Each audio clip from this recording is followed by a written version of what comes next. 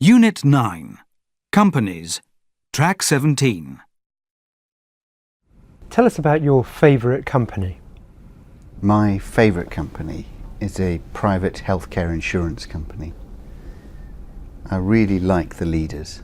They're decent people who really look after the people that work for the company. And they care about their customers and want to meet their customers' needs. They also care about the environment. What I particularly like is that all the people that work for the company because they believe they're helping people when they most need it. Unit 9. Companies. Track 18. Which company would you like to work for and why? I don't know the name of the company I want to work for, but the company I want to work for has a big purpose. It wants to change things for people in the world for the better. So a company perhaps that will produce green energy or affordable housing for the poorest people in the world, or ways of feeding people who can't currently be fed. What do the best companies have in common? I think the one thing they have in common is strong leadership. These are leaders who really want to look after the people that work for the company. They want those people to work at their best. They care about their customers and they understand the customers' needs, and they focus the company's resources on meeting those needs. They also look after the environment and the sustainability of the world around them, and they're ethical and legal. Unit 9. Companies. Track 19. Which company will do well in the future? I don't know which company is going to do well in the future, but Rolls-Royce is famous for the quality of its leadership. Apple is famous for its innovation and creativity, and Google invests a lot of time in inventing new products for its customers. Fairtrade is renowned for looking after people in the world, and the UK company Body Shop is renowned for being environmentally friendly.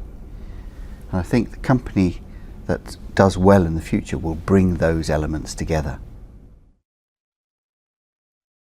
Unit 9. Companies. Track 20. Good afternoon, everyone. My name's Robert Ford. I'd like to talk about our new marketing strategy. There are 3 parts to my presentation. Firstly, the background to the strategy. Secondly, how we want to change our current operations. Finally, the details of the costs and the effect of the change on staff. By the end of my presentation, you will understand clearly our future plans. If you don't mind, let's leave questions to the end. Unit 9. Companies. Track 21. Good morning, everyone. My name's Nikki Hunter. I'm a director of a medium-sized coffee chain, Fiesta Time. I'm going to talk about our company and its plans for the future. My presentation is in 3 sections. Firstly, I'll say a few words about our company.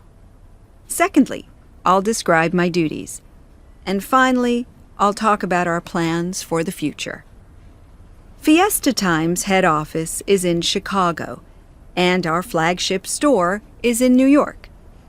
We own more than 200 stores across the country. Our outlets sell coffee, coffee drinks, and pastries. Most of our coffee beans come from Brazil. We have 3,000 employees, and our turnover is approximately $50 million US. Our profit is about $12.2 million. Our main competitors are Starbucks, Dunkin' Donuts, and of course, McDonald's. I'm responsible for new business. My job is to help the company grow, and to hire and supervise managers for our new outlets. We're expanding fast. Next year, we plan to open at least 10 new stores on the West Coast. We'll start by opening a store in San Francisco, and after that, we'll expand. Working Across Cultures 3, Track 22. I heard there were some problems with the sales trip. What happened? I tried to arrange a business meeting with our clients in Toulouse in the first week of August, but most people were on holiday. Also, the headquarters are in Paris, so I didn't see a senior manager. When did you make the appointment? 2 days in advance. That wasn't a good idea. So, how did the meeting go? Well, we had lunch first. Quite a long lunch, actually. And the person I met, Pierre Dubois, was very friendly. In fact, he didn't seem to want to talk about business. You know me, I like to get down to business straight away so as not to waste time. Anyway, at the end of the meeting, he asked me a bit about myself. I told him I didn't go to university, but I was proud of being a successful businessman. After that, he was very quiet. Working Across Cultures 3, Track 23. Speaker 1. My business trip to St. Petersburg was a complete disaster. I only arranged 2 meetings in advance, and one of those was cancelled at short notice. Unfortunately, I went in the first week of May, when there were some public holidays.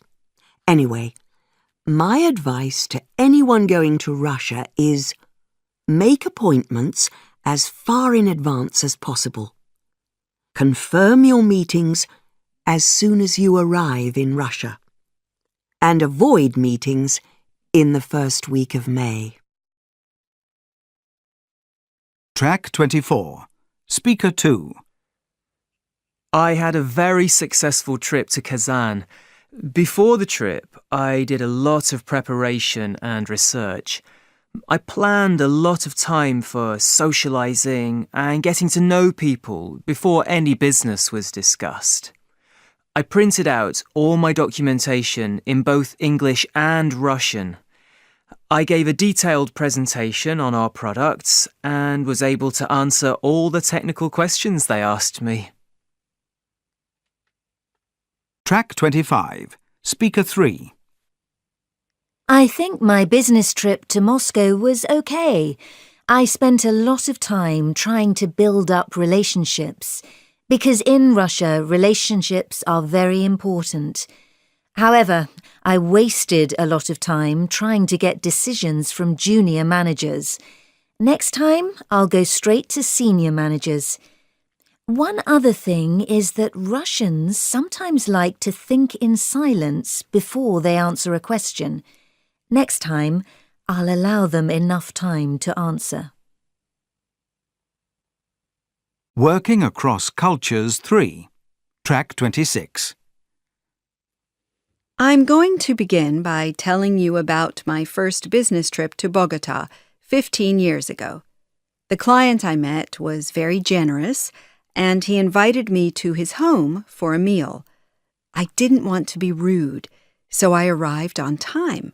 I brought some gifts for his wife and daughter and wrapped them carefully. They didn't open their presents, so I asked them to. I also asked if they liked the presents. They said they did. When dinner was served, I toasted my new friend and his family. The conversation was about culture, soccer, history, and literature, and seemed to go well. At the end of the evening, he offered me some coffee. Unfortunately, I don't like coffee, so I said no.